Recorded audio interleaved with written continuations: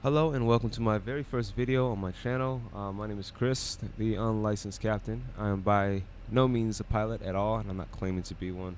I'm just a guy on the internet that likes to fly on a flight simulator. So today I'm going to be doing a review on the Fenix A320 Airbus. Now, I'm not, like I said, I'm not a pilot, so I'm not going to probably get all the terminology right. So I'm just going to speak, or I'm going to do this review from the perspective of somebody who does this for a hobby and who actually has, an extensive flight simulator experience, but not, anything in the real world. So one thing I noticed off the bat is that every button in this airplane is pretty much clickable. Everything is interactive. I really like the fact that they add little details like unplugging the charger, um, opening up this tray table. That's those little details make such a difference in for me. Yeah, it's nothing to do with operating the aircraft. It's just to show you the details that they put into this. Very well um, developed, very well designed piece of software. Um, yeah, even the door opens. There's a cabin, and I'll even show you more of the cabin later on. Here's the multiple views that you have. You see view. I've mapped the buttons perfectly. Everything up here is touchable, programmable. It's awesome.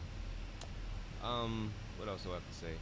Oh, another thing I really like about this airplane is that it's not beginner friendly, and that could be a pro and con for a lot of people. But if you are trying to fly for educational purposes, let's say if you have a Navigraph subscription, or if you do flight plans on SimBrief, and you really want to fly the airplane like a pilot, and if you really want things to resemble real life scenarios like failures, there's like over 200 different failure um, probabilities that can occur on this aircraft that's already been programmed and built in. So it's very realistic. It's just like normal things that could go wrong. It could be minor, it could be major, it could be an inconvenience. It's just like real life, and I really like that. Another thing that I did too is I added a mod. It's not part of the simulator or part of the airplane, but I added a mod that allowed me to add buck splatter or dead bugs on a windshield, which makes it even more realistic. So that's that. Yeah, it's not as forgiving as a stock airplane, a stock Airbus A320. If you do make a mistake, you will absolutely pay for it. And I think that's a really good way to learn so you can fly the right way. And if you are a pilot, or if you're not a pilot, but if you are training to become a pilot, or if you want to learn aviation, I think this is a really good place to start, especially if you're looking to perhaps fly a larger airplane in the future.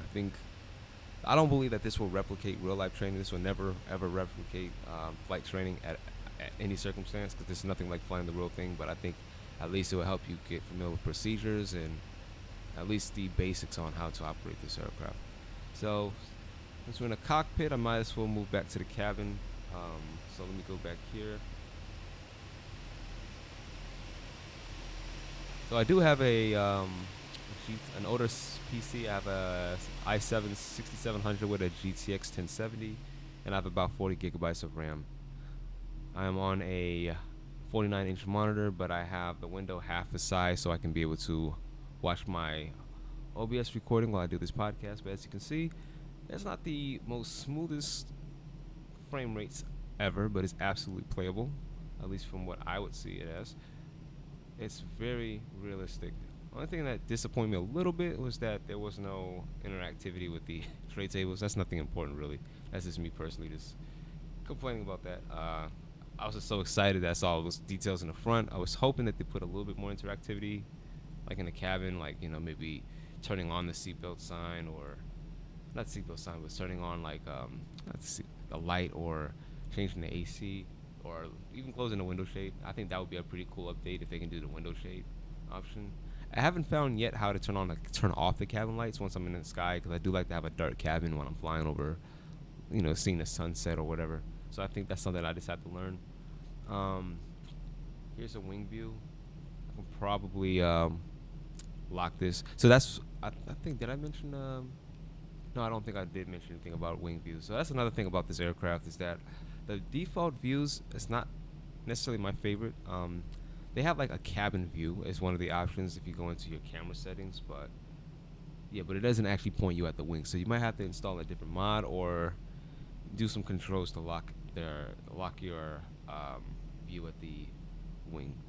But other than that, it's absolutely amazing. I absolutely love it. So now let's go on the outside of the aircraft. Do a little showcase here.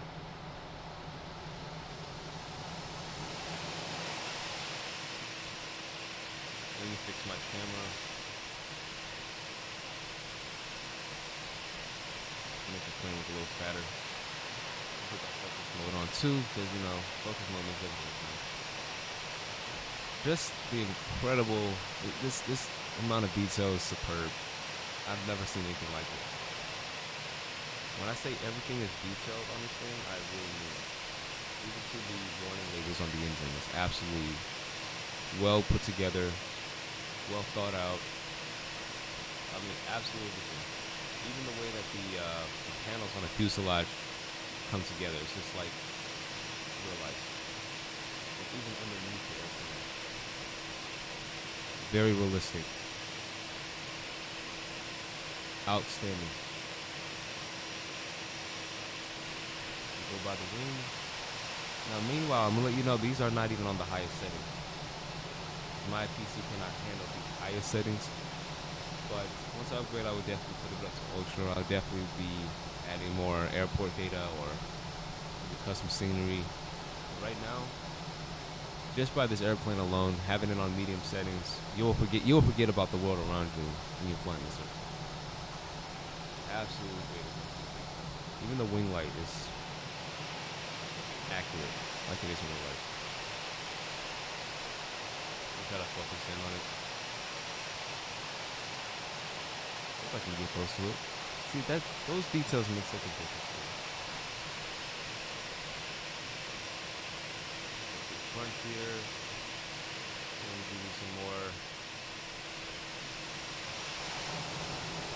And all that, even inside the wheel well, or wherever they wheel, landing gear, I'm sorry, goes inside up. Everything is detailed. From the wires to the rust. Wear and tear is just absolutely phenomenal. Never seen anything like it. Now, what's another thing I would like to show you is,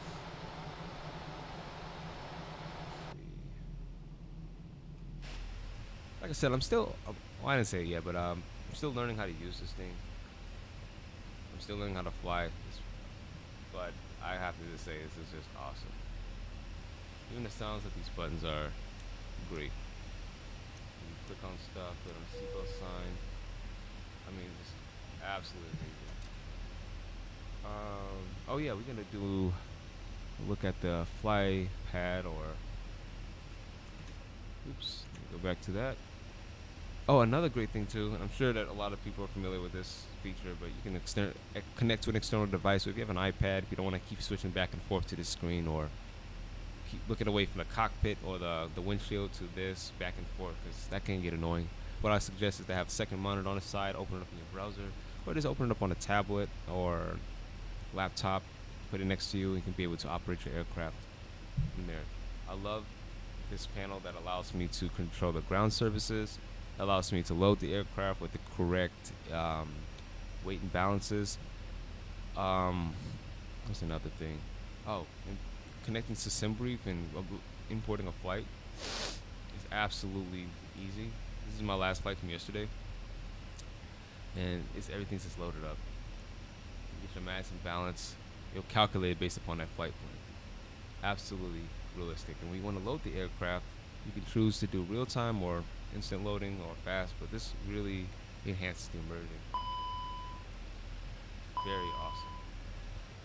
You can change the startup, so if you want to start cold and dark, you click that. Then it does an automatic deboot of the aircraft back to its off state. You hear those sounds, it's just absolutely amazing. Absolutely amazing. What else am I missing? They also have navigraphs built in, so if you want to upload your route here, let me just open up the flight pad, import on SimBrief, go to your route. You can see what your flight plan looks like. Should show me on the map. There you go. I think I might have to. Actually, no, I made a mistake. I'm at the wrong airport. That's why. Yeah, so this was at a different airport.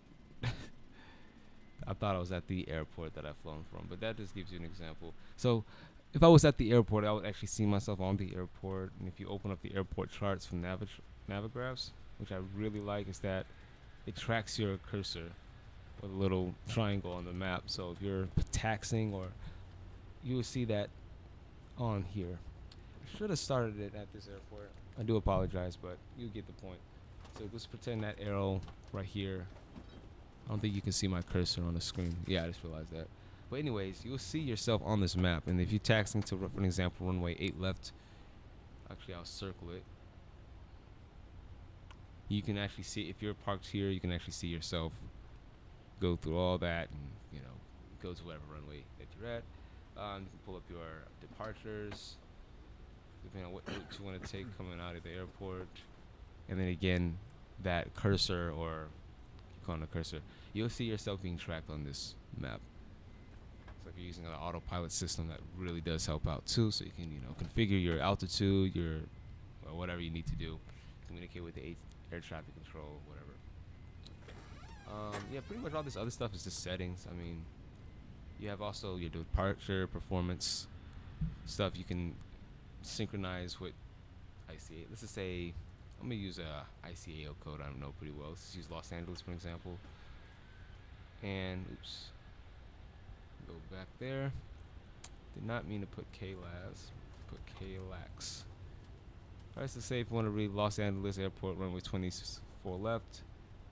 You can synchronize everything, and then once you calculate it or push the calculate button, I know some pilots actually have this type of system in real life where they calculated all this stuff for them. They don't have to do all this manually, which is awesome, especially for a beginner, because I don't really understand this stuff myself. And so that's all the information that you have where you can put into your MCDU. So you go to your MCDU. If I were to turn an airplane on, you'll be able to go to the performance and then enter all those values in there. And once again, I'm still learning a lot about this. I'm still learning to fly. I am also working on getting onto the VATSIM network. I am a member, but I'm still got to practice, and that's what pretty much I'm doing now. I'm not sure what this may turn into in the future. It might just be flight videos. It might be instruction videos. I might do sponsors. I don't know. But regardless, I'm doing this to have fun, and I hope you all have fun with it as well.